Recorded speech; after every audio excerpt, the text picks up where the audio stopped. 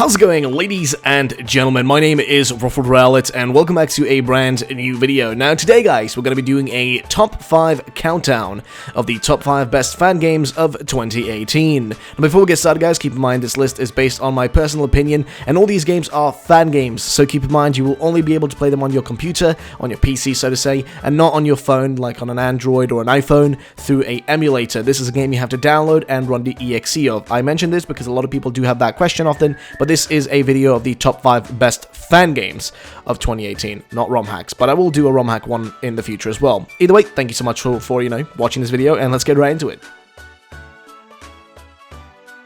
Now, kicking off this list is going to be a game that actually showed up a really long time ago now, but it is a completed game, which is the best part about it, and it's called Pokemon Nobelium. Now, Pokemon Nobelium is a very interesting game. Now, originally, it was created by, specifically, Joker Ben on, I think, Pokemon Community, or Poke Community. He created this project of his own, and it's a pretty big game. Now, I'm going to go through some of the basic things in it. It has normal Pokemon, a huge variety of them, though, which means you'll be seeing Pokemon from anywhere from Gen 1 all the way to Gen 4, 5, etc. like that. You also have the Pokemon League to take on in the game. Now, the region is called Aloma, and the Aloma Pokemon League governs all the parts of the Aloma kindly. Citizens are free to do what they wish, so long as they do not harm other people. People sometimes criticize Aloma's government for being too lenient. Many of Aloma's major cities have a gym leader that sees over their areas and also take gym challenges from trainers who design to test their strength. Aloma has 16 gym leaders and a total for Upper and Lower Aloma. So basically 16 gym leaders in this game.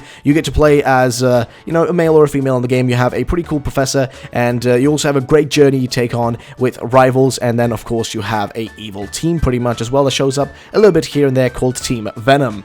Now, in general, the game has beautiful kind of Gen 5-ish graphics, a little bit on the, kind of a strange side of things, but overall, it looks beautiful. They use the Elite Battle System, and some of the features they have is Rich Tech, a device that the player may use to access the town map, monitor Pokemon to daycare, and much more. The Aloma region itself, which can be explored and has just beautiful mapping, which I can agree to most definitely. Pokemon World Tournament, where you can battle famous trainers from Kanto, Johto, Hoenn, Sinnoh, Unova, Kalos, and much more, which is basically a place where you can take on people like Red, or, Blue, or, something like that. Then you have a custom Pokedex. There are a variety of amazing Pokemon to be caught, so the custom Pokedex has, a lot of different Pokemon, essentially, in the world to be found. Reasonable level curve, don't waste many hours grinding your team, elaborate plot, enjoy the complexity of this game's surprising story and all the twists it has to offer.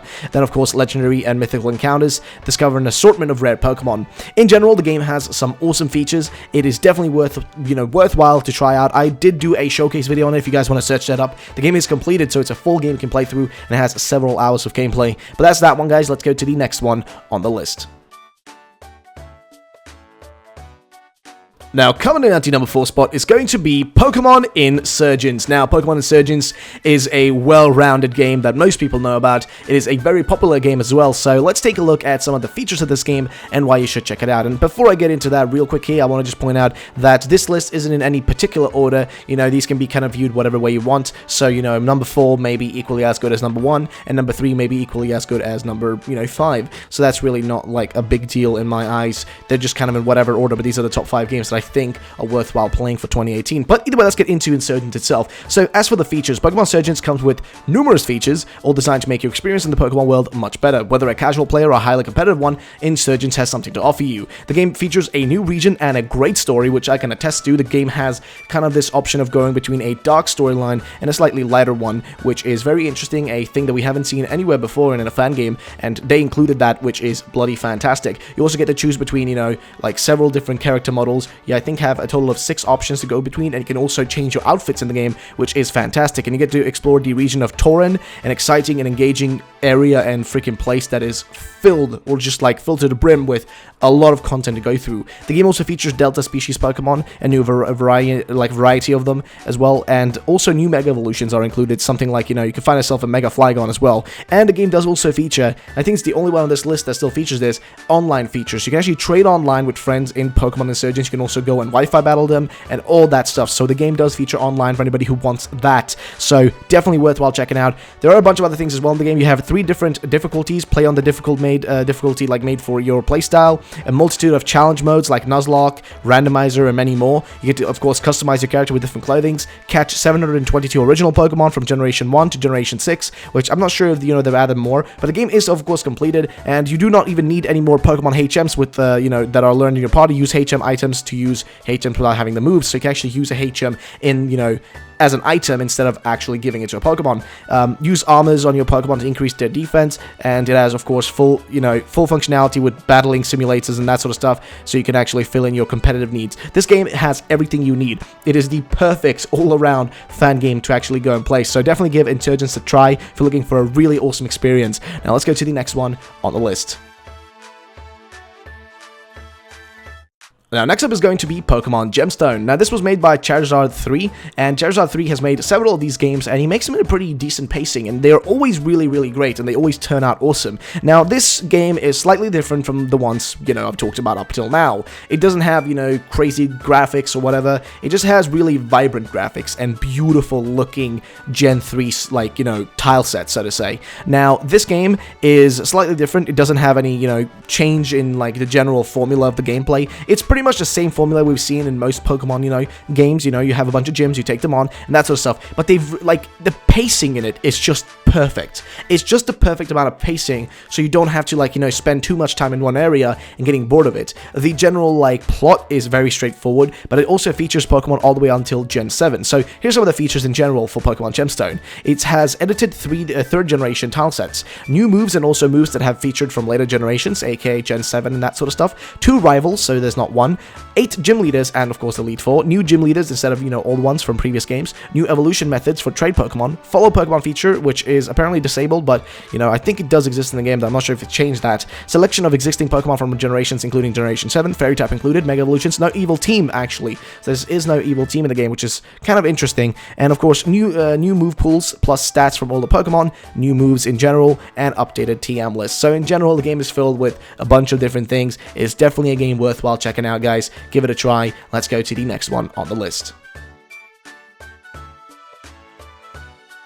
And coming in at the number 2 spot is going to, of course, be Pokemon Uranium. Now, I wasn't actually going to feature Uranium from the start because I know it's an already popular game, but I couldn't really find any games that kind of have been completed, so to say, that would fit into this kind of category. So I decided to keep Uranium here because some people have not played it. I know it's one of the most popular, or not the most popular Pokemon fan game ever, but I still thought it'd be, worthwhile featuring it here and actually talking a little bit about it. So, what's the deal with Uranium? Well, Uranium is this huge project that was made over the course of about 10 years, and you get to go to the Tandor region, which you have a bunch of Fakemon within. So this game features mainly Fakemon. You got a bunch of custom-made Pokemon to use. Some really awesome designs, by the way, I will point out. The game features some amazing things. As for the features in general, though, it has a lush, vast region to explore. You get to, go through this beautiful world in Gen 4, graphics and that sort of stuff. It looks fantastic, I will point out. The overall gameplay is just beautiful. These guys put a lot of time into it. The game also has the ability for you to check out and discover brand new Pokemon, aka Fakemon, so to say. And you have a Nuzlocke mode in the game. You also have mystery gifts and novelties. You can get a bunch of free stuff in the game. A global trading system, which I don't think actually works anymore. I think they sort of removed that due to issues with, issues with the copyright, because this game was shut down. For anybody wondering, you can still find the game online. The developers are still actually working on it. It's still getting updates, but they're not just doing it as publicly, and I think they gave over the rights of the game to somebody else to take over the development. So the original developers aren't still working on it, but somebody else is, though, and the game is still getting development done. They also mentioned Wonder Trade here. The GTS wasn't out. Well, what about Wonder Trade? One of the new features of the 6th gen, exclusive to Uranium. I promise we are the only ones with this system as of now, which I think they were at the time. Now, I don't know if they've actually changed this, but I know Wonder Trade was a thing that I think you can't use anymore. I think it's not possible to use it in single player. If it is, though, that would be freaking awesome, but I'm not so sure about it. Also, apparently you have virtual trainers, more online functionality, up to you to train it so others can battle your AI, control the virtual trainer online. This was also removed, of course, so a bunch of these features are gone, but in general, though, guys, the game is definitely worthwhile. The way you choose your starter isn't the way you would normally do it. You don't just simply go and choose one. You get to do this little personality test, and then you get the Pokemon that fits your personality, so to say, which is a really cool way to actually receive a Pokemon. And of course, most people get Raptorch, but either way, that's going to be the number 2 spot, guys. Let's go to the number 1 spot. And next up is a game that most of you probably know about, and it just came out a few days ago. It's called Pokemon Phoenix Rising. Now, Pokemon Phoenix Rising has been in development for about 9 years now, and they finally released their first demo, which has been fantastically received.